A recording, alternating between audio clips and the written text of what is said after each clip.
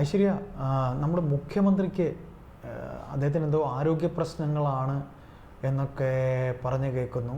കുറച്ചു മുമ്പ് ഐശ്വര്യ തന്നെ എന്നോട് പറഞ്ഞു അദ്ദേഹത്തിന് സുഖമില്ല എന്ന രീതിയിലൊക്കെ വാർത്തകൾ കേൾക്കുന്നു എന്ന് പറഞ്ഞു. പക്ഷെ ഞാൻ പറയുന്ന അദ്ദേഹത്തിന് അസുഖമൊന്നുമില്ല. അദ്ദേഹത്തിന് അസുഖം ഉണ്ട് എന്നുള്ളത് ഉറപ്പായിട്ടുള്ള കാര്യമാണ്. അദ്ദേഹം അസുഖബാധിതനാണ്. അതാണല്ലോ ഈ 3-4 തവണ മയോ ക്ലിനിക്കിൽ 2 മാസക്കാലത്തോളം മയോ ക്ലിനിക്കിൽ ഈ ഒരു 2018 മുതൽ ഇങ്ങോട്ട് നോക്കിയാൽ 2 മാസക്കാലത്തോളം പുള്ളിക്കാരൻ അവിടെ പോയി ചികിത്സിച്ചിട്ടുണ്ട്. കൃത്യമായിട്ട് പറയുകയാണെങ്കിൽ 2018 ഒരു തവണ പോയി, 2020 ഒരു തവണ പോയി, 2022 2 തവണ പോയി. 2018 പോയപ്പോൾ എത്ര ദിവസം? 17 ദിവസം. അതായത് ഓഗസ്റ്റ് 19 മുതൽ സെപ്റ്റംബർ 6 വരെയുള്ള 17 ദിവസം അവിടെ തങ്ങിയാണ് ചികിത്സിച്ചത്. 2020 ഒരു 21 ദിവസമാണ് ചികിത്സിച്ചത്. 2022 എന്ന് പറയുന്ന വർഷത്തിൽ 2 തവണ, ജനുവരിയിലും പോയി ഏപ്രിലിലും പോയി. അതിൽ 2 തവണയും ആദ്യത്തെ തവണ 14 ദിവസം നിന്നു, രണ്ടാമത്തെ തവണ 7 ദിവസം നിന്നു. അപ്പോൾ മൊത്തം ഒന്ന് കാൽക്കുലേറ്റ് ചെയ്ത് നോക്കിയാൽ 2 മാസക്കാലത്തോളം അമേരിക്കയിലെ മയോ ക്ലിനിക്കിൽ അദ്ദേഹം ചികിത്സിച്ചിട്ടുണ്ട് എന്നുണ്ടെങ്കിലും, മയോ ക്ലിനിക്ക് എന്താണെന്നുള്ളത് നമുക്ക് പറഞ്ഞു തരേണ്ട കാര്യമില്ലല്ലോ. ലോകത്തിലെ തന്നെ ക്യാൻസർ ചികിത്സയിലെ നമ്പർ 1 ഹോസ്പിറ്റലാണ്, ഏറ്റവും അത്യാധുനിക എല്ലാ സംവിധാനങ്ങളും ഉള്ള നമ്പർ 1 ഹോസ്പിറ്റലാണ് മയോ ക്ലിനിക്ക് ക്യാൻസർ ചികിത്സയിൽ. അപ്പോൾ അദ്ദേഹം മയോ ക്ലിനിക്കിൽ പോയി ചികിത്സിച്ചു എന്ന് പറയുന്നതിൽ നിന്ന് തന്നെ അദ്ദേഹത്തിന് ക്യാൻസർ ആണ് എന്നുള്ളത് അണ്ടർസ്റ്റുഡ് ആണ് അവിടെ. ഞാനിതിൽ തിരിച്ച് ഇതിനെ ഞാൻ ഖണ്ഡിക്കും. എന്ന് വെച്ചാൽ ഇതിനകത്ത് എനിക്ക് തോന്നുന്നത് അദ്ദേഹത്തിന് ഒരു അസുഖവും ഇല്ല എന്നുള്ളതിൻ്റെ തെളിവാണ് ഈ കണ്ട ഏതാണ്ട് 5ഓളം ജില്ലാ സമ്മേളനങ്ങളിൽ അദ്ദേഹം നിറസാന്നിധ്യമായി ഒരു വടിയും കൊണ്ട് അദ്ദേഹം ആ വേദിയിലുണ്ടായിരുന്നു. അദ്ദേഹം പറഞ്ഞത് നീണ്ട 15 കൊല്ലം അദ്ദേഹം പാർട്ടിയുടെ സെക്രട്ടറി ആയിരുന്നു. അതിൽ ആ 15 കൊല്ലവും VS മുഖ്യമന്ത്രിയായിരുന്ന സമയത്തും അല്ലാതെ പാർട്ടി പ്രതിപക്ഷത്തായിരുന്നപ്പോഴും ഒക്കെ നീണ്ട 15 കൊല്ലം പാർട്ടി സെക്രട്ടറി ആയിരുന്ന ആളാണ്. ഭരണത്തിൻ്റെയും പാർട്ടിയുടെയും ചരട് ഇന്നും ഈ പറയുന്ന വ്യക്തിയുടെ കയ്യിൽ തന്നെയാണ്. ഭരണവും പാർട്ടിയുടെ ചരടും പിടിക്കുക എന്ന് പറയുന്നത് നിസ്സാര സംഗതിയല്ല. ആയതുകൊണ്ട് തന്നെ തനിക്ക് ഇനിയും ഒരു അംഗത്തിന് ബാല്യമുണ്ട്. CPM എന്ന പാർട്ടിയിൽ ഉണ്ടാക്കിയിട്ടുള്ള കഴിഞ്ഞ പാർട്ടി സമയം ഞാൻ ഇപ്പോൾ നിർത്തിക്കോളാം. അതായത് CPM എന്ന് പറയുന്ന പാർട്ടിയിൽ ഉണ്ടാക്കിയിട്ടുള്ള വയസ്സിൻ്റെ പരിമിതി എനിക്ക് ബാധകമല്ല. എന്നെ നിങ്ങൾ വീണ്ടും പോളിറ്റ് ബ്യൂറോയിലേക്ക് എടുക്കൂ. എന്നെ സ്ഥിരം ക്ഷണിതമായിട്ടെങ്കിലും എന്നെ പോളിറ്റ് ബ്യൂറോയിൽ എടുക്കണം. ഞാൻ തന്നെ ഇനിയും ഈ പറയുന്ന വരുന്ന നിയമസഭാ ഇലക്ഷനിൽ ഞാൻ തന്നെ നയിക്കും. എനിക്ക് നയിക്കാനുള്ള കഴിവുണ്ട്. എനിക്ക് യാതൊരു കുഴപ്പവുമില്ല. ഇവരെയൊക്കെ എല്ലാവരെയും എൻ്റെ വിരൽത്തുമ്പിൽ ഞാൻ നിർത്തും എന്ന് കാണിക്കാൻ വേണ്ടിയാണ് അദ്ദേഹം ഈ കഴിഞ്ഞ എല്ലാ സമ്മേളനങ്ങളിലും ഇരുന്നത്. അല്ലാതെ നിങ്ങളീ പറയുന്നത് പോലെ അദ്ദേഹത്തിന് യാതൊരു അസുഖവുമില്ല. ഇത് അസുഖമില്ലായ്മയാണെന്ന് എനിക്ക് തോന്നുന്നില്ല. എനിക്ക് ചേട്ടൻ പറഞ്ഞതുപോലെ അദ്ദേഹം അങ്ങനെ കയറി ഇരിക്കുന്നുണ്ടെന്നുണ്ടെങ്കിൽ ചിലർക്കൊരു ചിന്തയുണ്ട്, ഞാനില്ലെങ്കിൽ എനിക്ക് ശേഷം പ്രളയം എന്നുള്ള ഇവിടുത്തെ ഒരുപാട് പേർക്കുള്ളതാണ്. ഞാൻ കഴിഞ്ഞാൽ പിന്നെ ഒന്നുമില്ല, ഞാനില്ലെങ്കിൽ പിന്നെ സൂര്യൻ അങ്ങ് നാളെ മുതൽ സൂര്യൻ ഉദിക്കില്ല, പടിഞ്ഞാറ് അസ്തമിക്കത്തുമില്ല. അവിടെ അങ്ങനെ നമ്മൾ ആരില്ലാണ്ടായാലും സൂര്യൻ കിഴക്കങ്ങ് ഉദിക്കുകയും ചെയ്യും, പടിഞ്ഞാറ് അസ്തമിക്കുകയും ചെയ്യും. നമ്മുടെ ബാക്കി കാര്യങ്ങളൊക്കെ അതുപോലെ തന്നെ നടക്കും. ഈ ലോകം ഇങ്ങനെ അങ്ങ് പോകും. സംസാര ലോകം കാലചക്രത്തിനൊന്നും യാതൊരു വിധത്തിലുള്ള മാറ്റം വരാനില്ല. പക്ഷെ അത് അംഗീകരിക്കാൻ പറ്റായികയാണ് പിണറായി വിജയൻ എന്നേ ഞാൻ പറയുള്ളൂ. അദ്ദേഹം കഴിഞ്ഞാൽ പിന്നെ CPM-നെ ആര് നയിക്കും? അദ്ദേഹത്തിന് അപ്പുറത്തേക്ക് വേറൊരാളില്ല എന്നുള്ള ആരും നയിക്കണ്ട. ഞാൻ നയിക്കുന്നതോട് ഇത് കുഴിച്ചു മൂടപ്പെടണം. അതെ, ഇത് എനിക്ക് ശേഷം പ്രളയമാണ്. അല്ല, എനിക്ക് ശേഷം ഈ പറയുന്ന CPM എന്ന് പറയുന്ന പാർട്ടി കുഴിച്ചു മൂടപ്പെടണം. പക്ഷെ അതിന് സമ്മതിക്കുന്നില്ല. എന്നറിയോ, അങ്ങനെ അദ്ദേഹത്തിന് അദ്ദേഹം കുഴിച്ചു മൂടിയിട്ട് പോകാൻ എന്റെ സമ്മതിക്കുന്നില്ല പാർട്ടി അണികൾ. അല്ല, പാർട്ടി അണികൾ സമ്മതിക്കുന്നില്ല. എന്തുകൊണ്ടെന്നറിയോ, നിങ്ങൾ കൈയിട്ട് വാരി ഞങ്ങൾക്കും കൈയിട്ട് വാരാനുള്ള അനുവാദം തരൂ. ഞങ്ങളും കൈയിട്ട് വാരണം. എനിക്ക് തോന്നുന്നില്ല പുള്ളി അങ്ങ് മാറി നിന്നാലും ഇനി മരുമകനെ അതിന് പ്രാപ്തനാക്കി കൊണ്ടുവരും. അതാണ് ഞാൻ പറയുന്ന ഐശ്വര്യ. അദ്ദേഹം തനിക്ക് ശേഷം പ്രളയം എന്ന് അദ്ദേഹം പറയുന്നു. സമ്മതിച്ചു കൊടുക്കാത്തവർ പറയുന്നത് എന്തെന്നറിയാവോ, നിങ്ങൾ കൈയിട്ട് വാരിയല്ലോ, ഞങ്ങൾക്കും കൂടി ഇനി കൈയിട്ട് വാറട്ടെ. പക്ഷെ ചിലർക്ക് അധികാരം എന്ന് പറയുന്ന മത്ത് പിടിപ്പിക്കുന്ന ഒരു സാധനമാണ് ചേട്ടാ. വിട്ടുകൊടുക്കാൻ തോന്നില്ല. ആ വിട്ട് കൊടുക്കാനുള്ള മടിയായിരിക്കാം അസുഖം ഇല്ലാന്ന് നിന്നുകൊണ്ടിരിക്കുന്നത്. പക്ഷെ അദ്ദേഹത്തിന് അസുഖം ഇല്ലാന്ന് അവിടെ പറയാൻ പറ്റില്ല, അസുഖം ഉണ്ട്.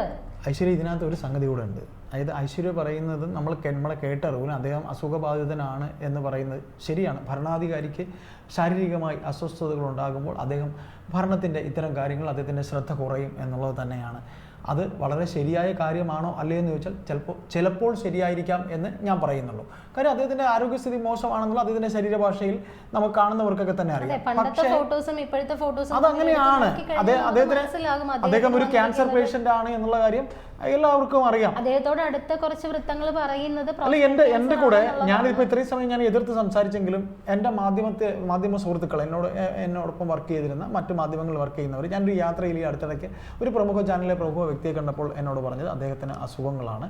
അദ്ദേഹത്തിന് പണ്ട് പോലീസ് തല്ലിയതിൻ്റെ ആയിട്ടുള്ള ഈ അടിയന്തരാവസ്ഥ കാലത്തും അല്ലാതെയും അവിടുത്തെ കലാപങ്ങളൊക്കെ ഉണ്ടല്ലോ, നമ്മുടെ തലശ്ശേരി കലാപത്തിലൊക്കെ അദ്ദേഹത്തിനെ പോലീസ് പിടിച്ചുകൊണ്ട് പോയി തല്ലിയിട്ടുണ്ട്. അദ്ദേഹത്തിൻ്റെ ഉള്ളം കാലിൽ പോലീസ് അടിച്ചിട്ടുണ്ട്, അടിച്ച് കാല് പൊട്ടിയൊക്കെ അനുഭവമുണ്ട്. അതെല്ലാം പൊട്ടി ഇപ്പോൾ കൂടുതൽ പ്രശ്നമായിട്ടുണ്ടെന്നാണ് പറയുന്നത്. അദ്ദേഹം ഏതെങ്കിലും സ്ഥലത്ത് യാത്ര പോയിട്ട് തിരികെ വന്നു കഴിഞ്ഞാൽ തിരികെ വന്നു കഴിയുന്ന അദ്ദേഹം മുറിയിലേക്ക് ആരെയും കയറ്റത്തില്ലെന്ന് പറയുന്നു. അദ്ദേഹത്തിൻ്റെ സോക്സ് ഒക്കെ മാറ്റുമ്പോൾ അത് ക്വൈറ്റ് നാച്ചുറലാണ്. നമുക്കായാലും തൊക്കിന് എന്തെങ്കിലും പ്രശ്നം വന്നാൽ അതിൻ്റെ ഒരു സ്മെല്ലും കാര്യങ്ങളും അത് മറ്റുള്ളവർക്ക് സഹിക്കാൻ പറ്റില്ല, നമ്മൾ സഹിക്കുന്ന പോലെ. അങ്ങനെയൊക്കെയുള്ള വിഷയങ്ങൾ അദ്ദേഹത്തിനുണ്ട്. അദ്ദേഹം പിന്നെ വേറൊരു സംഗതി കൂടി ഇതിനകത്തുണ്ട്. അതായത് ഞാനിപ്പോൾ അല്പം മുമ്പ് പറഞ്ഞതുപോലെ ഈ കണ്ട പാർട്ടി സമ്മേളനങ്ങളിലൊക്കെ അദ്ദേഹം ഫുൾ ആളായിട്ടിരുന്നു, അദ്ദേഹം ഉണ്ടായിരുന്നു. അദ്ദേഹത്തിൻ്റെ ഒന്നാം മന്ത്രിസഭയുടെ കാലത്ത്, ഒന്നാം പിണറായി സർക്കാരിൻ്റെ കാലത്ത് ഉണ്ടായിരുന്ന എല്ലാ അംഗങ്ങളെയും മാറ്റി. അന്ന് ബഹുമാനപ്പെട്ട ശൈലജ ടീച്ചർ ആരോഗ്യമന്ത്രിയായിരുന്ന ആ സമയത്ത് അവരെ 2 പത്രസമ്മേളനം പോലും കോവിഡ് കാലത്ത് അവരെ നടത്താൻ അനുവദിക്കാതെ അതിൻ്റെ ചരടും അദ്ദേഹത്തിൻ്റെ കയ്യിലായിരുന്നു. ശേഷം തോമസ് ഐസക്, സുധാകരൻ തുടങ്ങിയുള്ളവരെ ഒക്കെ അദ്ദേഹത്തിൻ്റെ കയ്യിലേക്ക് ചരട് കൊണ്ടുപോയെങ്കിലും അവരെല്ലാം തന്നെ എതിർത്തതാണ്. നെക്സ്റ്റ് അടുത്തൊരു ടൈം വീണ്ടും അദ്ദേഹം പോലും സ്വപ്നം കാണാതെ ആ ഭരണം വീണ്ടും വരുന്നു. അദ്ദേഹം തന്നെ വീണ്ടും ക്യാപ്റ്റൻ ആകുന്നു. അദ്ദേഹത്തിൻ്റെ കൂടെ നിർത്തിയ മന്ത്രിമാരെന്ന് പറയുന്നത് ബി ക്ലാസ് ടീമിൽ, ബി ക്ലാസ് നമ്മളൊരു ഒരു ടീം ഉണ്ടാകുമ്പോൾ A team, B team, C team എന്ന് പറയുന്ന പോലെ നമ്മൾ പറയും. അതിൽ സി ടീമാണ് ഇപ്പം മുഖ്യമന്ത്രിയുടെ കൂടെ ഉള്ളത്. എന്തുകൊണ്ട് സി ടീമിനെ അദ്ദേഹം എടുത്തെന്ന് ചോദിച്ചാൽ അദ്ദേഹത്തിൻ്റെ മരുമകനെ അദ്ദേഹത്തിന് മന്ത്രിയാക്കണം. അദ്ദേഹത്തിൻ്റെ മരുമകനെ ഇനി ഇതിലേക്ക് നമ്മൾ നമ്മൾ ഈ രാജാക്കന്മാർ അദ്ദേഹത്തിൻ്റെ അടുത്ത പിൻഗാമിയായിട്ട് ഒരാളെ വയ്ക്കുക. അപ്പോൾ ചിലപ്പോൾ അത് ലംബോദരനായിരിക്കും, പൊട്ടനായിരിക്കും, ചെവിടനായിരിക്കും, ഏതെങ്കിലും ലംബോദരന്മാരായിരിക്കും.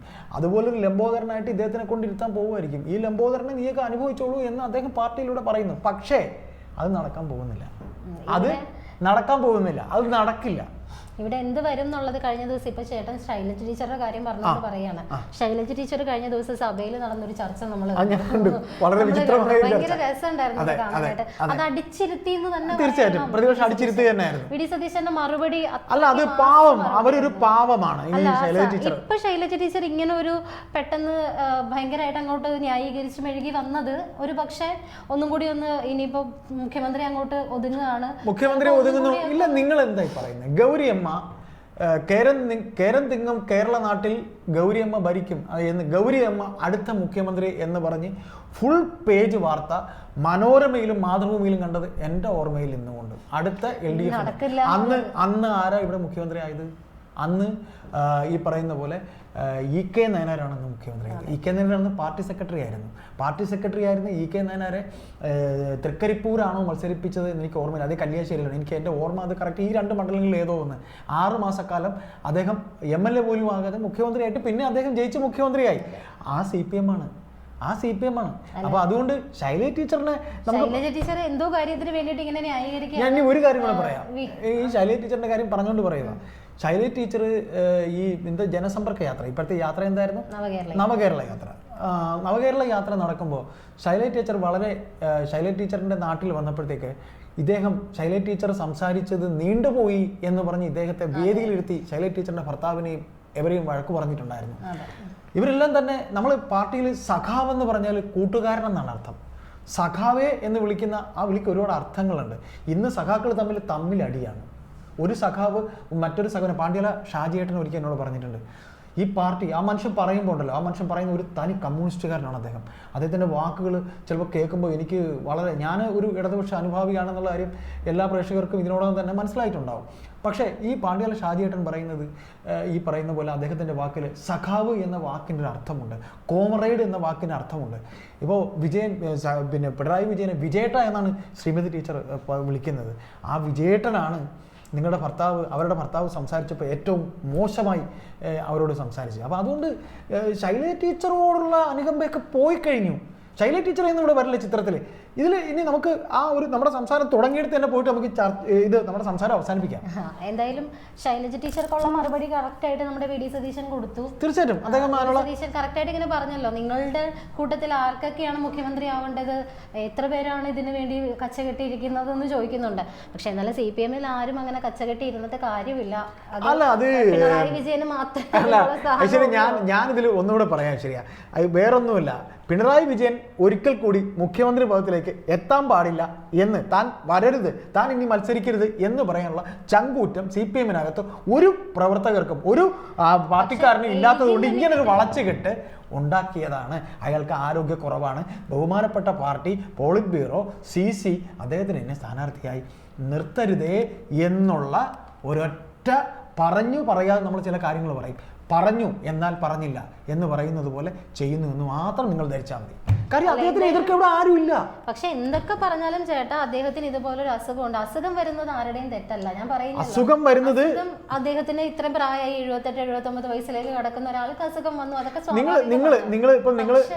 പക്ഷേ ചേട്ടാ, ഭരണകർത്താവാണ് അദ്ദേഹം. ഭരണ നിർവഹണത്തിന് തടസ്സം. ഞാൻ വെറുതെ നിങ്ങളോട് തർക്കിക്കുന്നതല്ല.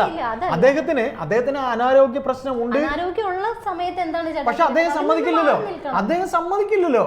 അപ്പൊ സമ്മതിക്കാണ്ട് പറ്റില്ലല്ലോ. സമ്മതിക്കാതെ പറ്റില്ല, നമ്മൾ പറഞ്ഞിട്ട് കാര്യമില്ല. അപ്പൊ അതുകൊണ്ടാണ് ഈ പറയുന്ന പാർട്ടി, ഞാൻ പറഞ്ഞതുപോലെ ആർക്കും അതിനുള്ള ധൈര്യമില്ല, ആർക്കും പറയാനുള്ള ധൈര്യമില്ല. അദ്ദേഹം ചൂരൽ ബടിയും കൊണ്ട് പണ്ട് പ്രഥമ അധ്യാപകൻ അല്ലെങ്കിൽ അസംബ്ലിയിൽ സംസാരിക്കുമ്പോൾ ആളുടെ അവിടെ ബലം ഉണ്ടാക്കണ കയറി വാടാ എന്ന് പറഞ്ഞ് അടിക്കാൻ നിൽക്കുന്ന പോലെ അദ്ദേഹം ഇങ്ങനെ കമ്പും കൊണ്ട് നിൽക്കുമായിരുന്നു. അപ്പോൾ നിങ്ങൾ ഒഴിഞ്ഞു പോകണം എന്ന് പറയാൻ ആർക്കും. അത് മാർച്ച് 11-ാം തീയതി പാർട്ടി, മാർച്ച് 9-ാം തീയതി 8-ാം തീയതി പാർട്ടിയുടെ സംസ്ഥാന സമ്മേളനം ആരംഭിക്കുകയാണ്. അതിനു മുമ്പ് ഇതെല്ലാം വെളി വരണം.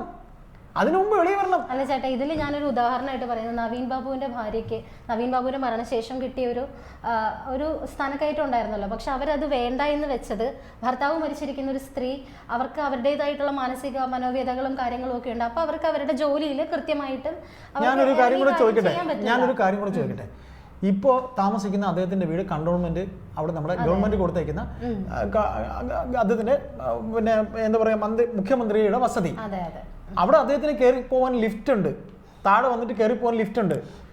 പിണറായിയിൽ അദ്ദേഹത്തിന്റെ വീട്ടിൽ പോയാൽ ലിഫ്റ്റ് ഉണ്ടാവണമെന്നില്ല. ഇവിടെ 48-50 പോലീസുണ്ട്. തിരുവനന്തപുരത്ത് താമസിക്കുന്ന ഞാൻ കണ്ടിട്ടുണ്ട് അദ്ദേഹത്തിന്റെ വസതിയിൽ നിന്ന് മ്യൂസിയത്തിന്റെ ഫ്രണ്ടിൽ കൂടെ നിയമസഭയിലേക്ക് പോകുന്നത് ഏതാണ്ട് യുദ്ധത്തിന് സമാനമായിട്ടുള്ള ഒരു വ്യൂഹം പോകുന്ന പോലെ. പണ്ട് കരുണാകരൻ ഭരിക്കുമ്പോൾ കരുണാകരനെ വിമർശിച്ചിട്ടുള്ള പാർട്ടിയാണ് ഈ പാർട്ടി.